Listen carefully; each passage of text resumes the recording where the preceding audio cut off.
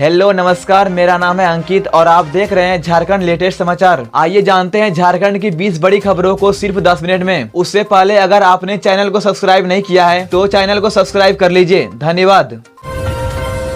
Palamu tiger reserve में शिकारी गिरोह का भंडाफोड़, 9 शिकारी गिरफ्तार, 13 फरार। वन विभाग की टीम ने पलामू टाइगर रिजर्व में लंबे समय से सक्रिय एक शिकारी गिरोह का पर्दाफाश किया है। 2 दिन की लगातार कार्रवाई में 9 शिकारियों को गिरफ्तार किया गया है। इनके 5 से 8 देसी बंदूकें, 400 ग्राम बारूद, 14 ग्राम गंधक, 1 टाइगर ट्रैप, 15 फीट लंबे 2 फंदे, फरसा और कई वन्य जीवों की हड्डी, खाल और दांत बरामद किए गए हैं। जाँच में पता चला कि यह गिरोह बाघ, हिरन और जंगली सुअर का शिकार करता था। शिकार के बाद उनका मांस, खाल और अंगों का कारोबार किया जाता था। वन विभाग ने बताया कि सभी 13 आरोपी फरार है, जिनकी तलाश जारी है। जंगल में गश्त और निगरानी बढ़ा दी गई है ताकि शिकार की ऐसी घटनाओं को रोका जा सके। गिरफ्तार हुए एक आरोपी तपेश्वर सिंह ने स्वीकार किया है कि उसने करीब 10 साल पहले भी बाघ का शिकार किया था। वन विभाग की इस कार्रवाई से साफ है कि पलामू टाइगर रिजर्व को बचाने के लिए प्रशासन सख्त कदम उठा रहा है।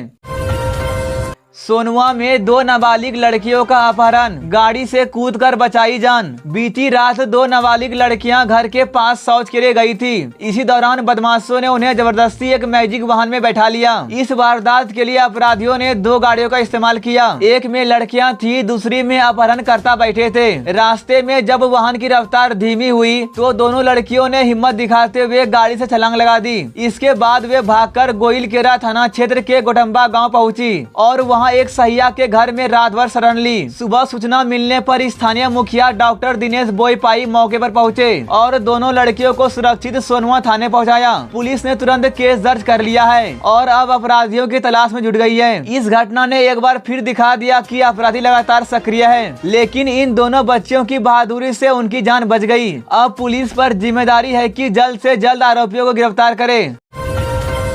रांची समेत 8 जिलों में भारी बारिश का अलर्ट, 25 अगस्त तक रहेगा असर। मौसम विभाग ने अगले 48 घंटे के लिए झारखंड में भारी बारिश का अलर्ट जारी किया है। बंगाल की खाड़ी और उड़ीसा तट पर बने लो प्रेशर का असर अब झारखंड पर पड़ रहा है। आइए जानते हैं किन किन जिलों में अलर्ट की चेतावनी है। 21 और 22 अगस्त को रांची, रामगढ़, हजारीबाग, बोकारो, गिरिडीह, धनबाद, देवघर और जमशेदपुर में वज्रपात और भारी बारिश की संभावना है। इसी को देखते हुए मौसम विभाग ने येलो और ऑरेंज अलर्ट जारी किया है और लोगों को अलर्ट रहने की सलाह दी है। सबसे ज्यादा बारिश पश्चिमी सिंहभूम के गोइलकेरा में दर्ज की गई है, जहां पर 36 mm बारिश दर्ज की गई है। इस साल झारखंड में अब तक 27% ज्यादा बारिश हो चुकी है। सबसे अधिक बारिश साहेबगंज में और सबसे कम गढ़वा में दर्ज की गई है। अगले 5 दिनों तक तापमान में कोई बड़ा बदलाव नहीं होगा। अधिकतम तापमान 28 से 31 डिग्री के बीच रहेगा। न्यूनतम तापमान 21 से 27 डिग्री तक रहेगा। रांची, खूंटी और गुमला जैसे जिलों में सुबह और रात के समय हल्की ठंडक महसूस होगी, जबकि गोड्डा और साहेबगंज जैसे इलाकों में उमस ज्यादा रहेगी। कुल मिलाकर झारखंड में 25 अगस्त तक मौसम मानसूनी रहेगा।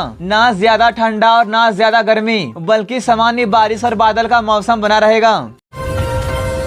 72 लाख की धोखाधड़ी का आरोपी फरार, धनबाद में घर पर चिपका कुर्की जब्ती का नोटिस। धनबाद के मनाई ठांड इलाके में रहने वाले आशीष गुप्ता और उनकी पत्नी पूजा गुप्ता पर धोखाधड़ी का आरोप है। शिकायतकर्ता ने बताया कि उसके भाई ने 57 लाख रुपए देकर जमीन खरीदी थी, लेकिन बाद में पता चला कि उस जमीन पर पहले से ही लोन था। इसी मामले में मई 2024 में धनसार थाना में केस दर्ज कराया गया था। आरोपी आशीष गुप्ता अभी फरार है। बुधवार को पुलिस ने उसके घर पर कुर्की जब्ती का नोटिस चिपकाया। 17 सितंबर 2025 तक सरेंडर करने का आदेश दिया। उनकी पत्नी पूजा गुप्ता को पहले ही पुलिस गिरफ्तार कर चुकी है, लेकिन फिलहाल वह जमानत पर बाहर है। आशीष गुप्ता पर बागमारा के उदय चौहान ने भी धोखाधड़ी का आरोप लगाया है। उदय ने बताया कि शेयर बाजार में निवेश के नाम पर आशीष ने 15 लाख रुपए लिए, लेकिन पैसे लौटाने की बजाय चेक बाउंस कर दिए। इस मामले में भी 2025 में केस दर्ज किया गया है। कुल मिलाकर आशीष गुप्ता पर लाखों की ठगी के आरोप है और पुलिस अब सख्त कार्रवाई कर रही है। देखना होगा कि आरोपी कब तक पुलिस की गिरफ्त से बाहर रह पाता है।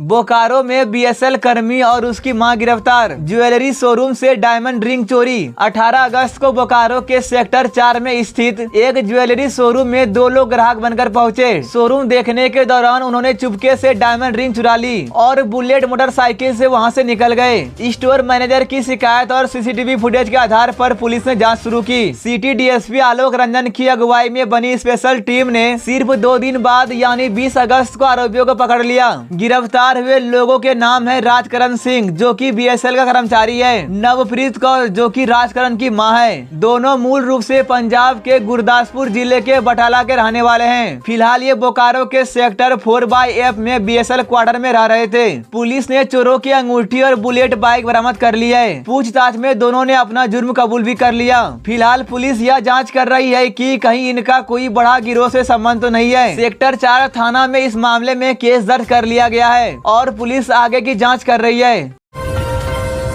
पलामू में 18 साल के युवक ने फांसी लगाकर दी जान। पारिवारिक विवाद से था परेशान। हमीदगंज शिव कुमार लाल रोड निवासी 18 वर्षीय रोहित कुमार शर्मा ने फांसी लगाकर आत्महत्या कर ली। मंगलवार की रात उसका अपने बड़े भाई से किसी बात को लेकर विवाद हुआ था। वह इसके बाद अपने कमरे में सोने चला गया। बुधवार सुबह करीब 6 बजे परिवार वालों ने देखा कि रोहित फांसी के फंदे से लटका हुआ है। तुरंत उसे मेदिनी राय मेडिकल कॉलेज अस्पताल ले जाया गया, लेकिन डॉक्टरों ने मृत घोषित कर दिया। मृतक की मां ने बताया कि घटना वाली रात वह अपनी बेटी और बड़े बेटे के साथ दूसरे कमरे में सोई थी। स्थानीय लोगों के मुताबिक रोहित पिछले कुछ समय से घरेलू विवाद और आर्थिक तंगी से परेशान था। बरसात की वजह से उसका काम भी छूट गया था। सामाजिक कार्यकर्ता अरुण कुमार चंद्रवंशी ने बताया कि रोहित के पिता मजदूरी के लिए कन्याकुमारी में है। घटना की सूचना उन्हें दे दी गई है। पुलिस ने सबको पोस्टमार्टम के लिए भेज दिया है और मामले की जाँच कर रही है।